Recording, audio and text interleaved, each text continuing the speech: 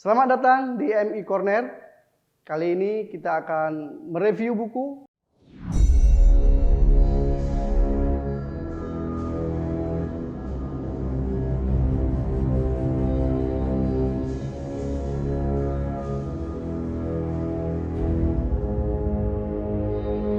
Saya telah memiliki buku yang luar biasa bagus dan sepertinya layak untuk kita review pada MI Corner session kali ini.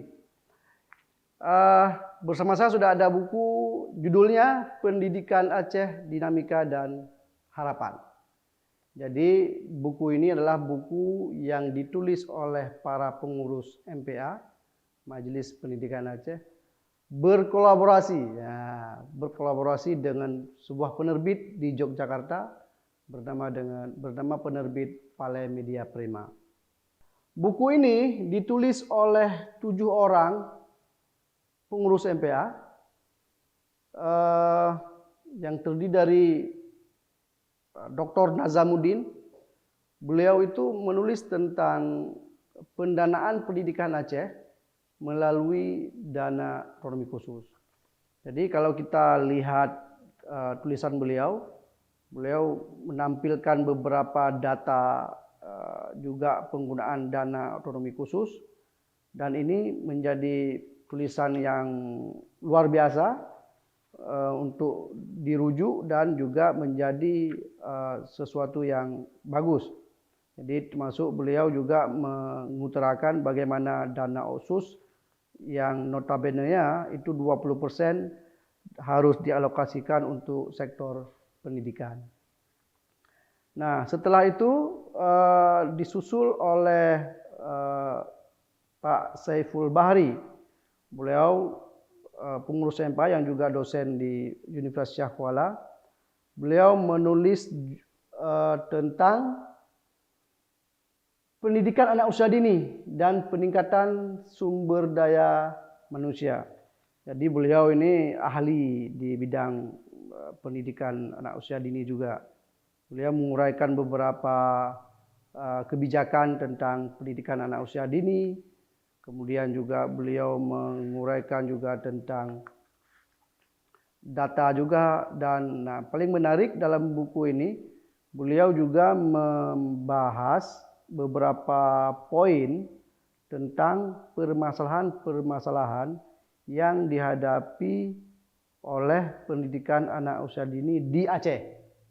Nah, ini mungkin menjadi poin penting. Di samping itu, Pak Saiful juga menawarkan solusi. Jadi ada beberapa masalah dan juga menawarkan solusi. Jadi ini sebuah tulisan yang sangat konstruktif untuk dibaca. Kemudian yang ketiga itu, ini saya juga ikut nulis. Jadi saya juga ikut nulis. Saya menulis tentang konflik di Aceh. Kemudian situasi pandemi ini, COVID-19 ini, dan bagaimana peluang penguatan pendidikan sekolah karakter. Jadi ini juga saya menguraikan beberapa masalah tentang pendidikan waktu konflik, kemudian aktor-aktor yang terlibat dalam konflik. Kemudian juga ikut saya bahas tentang pandemi ini, bagaimana situasi pendidikan masa pandemi COVID-19 ini, kemudian bagaimana juga kebijakan Mas Menteri tentang Merdeka Belajar Kampus Merdeka, itu juga saya uraikan sedikit. Nah, yang terakhir bagaimana menjadikan konflik dan pandemi ini di terakhir tulisan kami itu barangkali ada peluang untuk di Aceh ini menerapkan atau menguatkan pendidikan karakter atau pendidikan sekolah karakter. Itu yang ketiga. Dan yang keempat, ada juga tulisan yang ditulis oleh Pak Sofyan Agani, Dr. Sofyan Agani. Beliau ini sangat memiliki pengalaman karena beliau salah juga komite sekolah. Beliau menulis tentang memaksimalkan peran fungsi dan komite sekolah. Nah, ini sangat relevan karena beliau memang komite sekolah. Jadi beliau menguraikan beberapa masalah dan juga solusi, kemudian konsep komite sekolah, kemudian best practice juga bagaimana pengalaman beliau menjadi komite sekolah. Kemudian yang berikutnya, yang kelima, itu ada tulisan Prof. Samsul Rizal. Ini beliau sangat aktif menulis. Dalam buku ini beliau menulis tentang peningkatan mutu perguruan tinggi di Aceh. Jadi beliau uraikan semua berapa jumlah perguruan tinggi negeri di Aceh. Jadi menurut catatan dalam buku ini beliau menyebutkan ada 6